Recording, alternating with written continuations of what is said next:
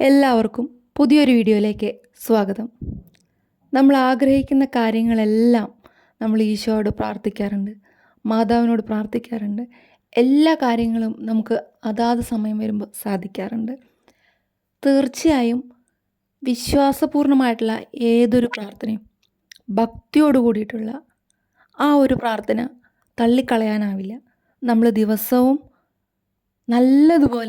നല്ലത് വിചാരിച്ച് നല്ലത് ആഗ്രഹിച്ച് മാതാവിനോടൊപ്പം ഈശോടൊപ്പം ദിവസം തുടങ്ങി നമ്മൾ ആഗ്രഹിക്കുന്ന വിജയങ്ങളിലേക്ക് എത്താനായിട്ട് അത് നിങ്ങൾക്ക് തുണയ്ക്കും. ഇന്നത്തെ ദിവസ പ്രാർത്ഥനയിൽ നമ്മൾ ആഗ്രഹിക്കുന്ന കാര്യങ്ങൾ സമർപ്പിച്ച് ഈ ഒരു പ്രാർത്ഥന തുടങ്ങാം. നിയോഗമാതാവേ, നന്ദിയോടും സ്നേഹത്തോടും കൂടെ അങ്ങയുടെ സന്നിധിയിൽ നിൽക്കുന്ന എൻ്റെ മേൽ കരുണ തോന്നണമേ. ഇന്നേ ദിവസം അങ്ങയുടെ വഴിയിൽ നടക്കുവാനുള്ള കൃപ എന്നിൽ ചൊരിയണമേ. എല്ലാം സാധ്യമായ അങ്ങയുടെ സന്നിധിയിൽ എൻ്റെ ആഗ്രഹങ്ങളെ സമർപ്പിക്കുന്നു. പാപത്തെയും പാപസാഹചര്യങ്ങളെയും വെറുത്ത് അങ്ങയെയും സഹോദരങ്ങളെയും സ്നേഹിച്ച് ഇന്നത്തെ എൻ്റെ ജീവിതം ഞാൻ ധന്യമാക്കട്ടെ. എൻ്റെ നൊമ്പരങ്ങൾ അറിയുന്ന, അവ പരിഹരിക്കാൻ കഴിയുന്ന അങ്ങയിൽ പൂർണ്ണമായി ഞാൻ വിശ്വസിക്കുന്നു.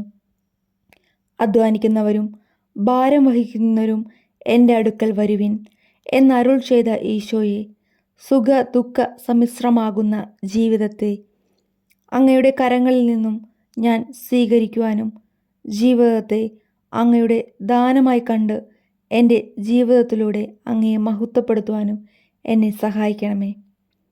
പരിശുദ്ധ അമ്മേ, എന്നെ മനസ്സിലാക്കുവാൻ മറ്റുള്ളവർക്ക് കഴിയണമേ. എന്നെ ഒറ്റപ്പെടുത്തരുതേ. തെറ്റിദ്ധാരണകൾ നിറഞ്ഞ ജീവിതത്തിൽ നന്മയുടെ വെളിച്ചം കടന്നു വരണമേ. ഞാൻ ഒറ്റപ്പെടുന്നു, എനിക്കാരുമില്ലാതാകുന്നു, എനിക്ക് ഭയം തോന്നുന്നു, എനിക്കിനി മാതാവിൻ്റെ സാമീപ്യം കൂടിയേ കഴിയൂ.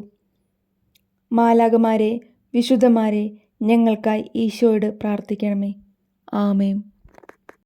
ഓരോ ദിവസം തുടങ്ങുമ്പോഴും അത് അവസാനിക്കുമ്പോഴും ഈ ഒരു പ്രാർത്ഥന ചൊല്ലി നമ്മൾ നല്ലതുപോലെ വിശ്വാസത്തോടെ ആഗ്രഹിച്ച് പ്രാർത്ഥിച്ചു കഴിഞ്ഞിട്ടുണ്ടെങ്കിൽ നിങ്ങളുടെ ദിവസങ്ങളിലൂടെ കടന്നു പോകുന്ന എല്ലാ പ്രതിസന്ധികളെയും ഇല്ലാതാക്കി സന്തോഷപൂർണ്ണമായിട്ടുള്ള ആ ഒരു ജീവിതം നിങ്ങൾക്ക് ലഭിക്കും. ഇത് കണ്ടുകൊണ്ടിരിക്കുന്ന എല്ലാവരെയും ദൈവം അനുഗ്രഹിക്കട്ടെ. നിങ്ങൾ ആഗ്രഹിക്കുന്ന, നിങ്ങൾ ആവശ്യപ്പെടുന്ന ആ ഒരു കാര്യം ഈശോ എത്രയും വേഗം നിങ്ങൾക്ക് സാധിച്ചു തരട്ടെ എന്ന് ആത്മാർത്ഥമായി പ്രാർത്ഥിക്കുന്നു. മറ്റൊരു വീഡിയോയിലൂടെ വീണ്ടും കാണാം. നന്ദി, നമസ്കാരം.